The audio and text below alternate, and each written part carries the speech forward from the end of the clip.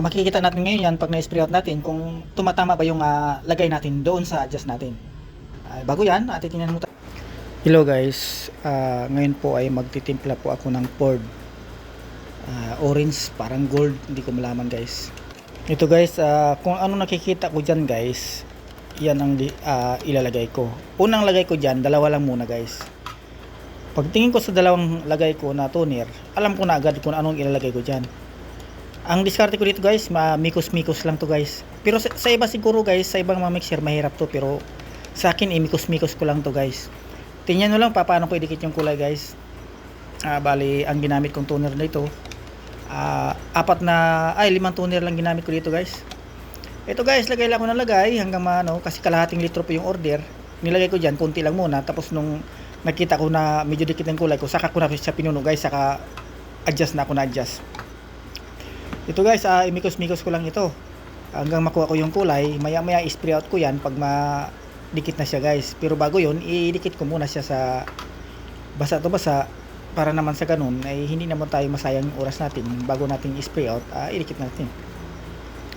Ito tuloy-tuloy lang hanggang maidikit natin. Hindi ko malaman kung anong kulay to guys, orange pa o gold. Basta inabot lang ng customer, kalahating litro yung order niya.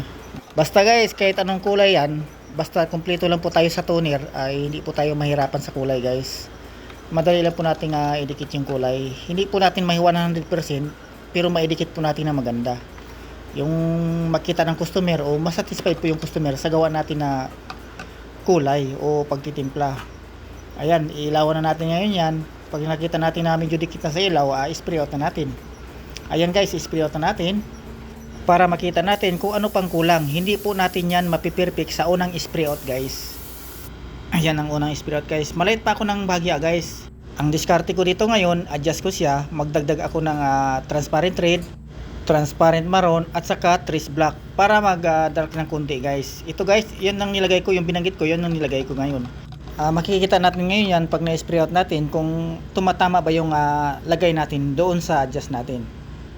Bago yan, titingnan mo natin mabuti bago natin i-spray out uli para hindi masayang yung oras natin at panahon. Ayun guys, spray out na natin muli para makita natin kung okay na ba yung kulay natin. Guys, tuloy-tuloy lang hanggang makuha natin. Ayan ang spray out natin guys. Di ba ang ganda? Ganyan ang magtimpla ng pintura guys. Mikos-mikos lang para mabilis makuha.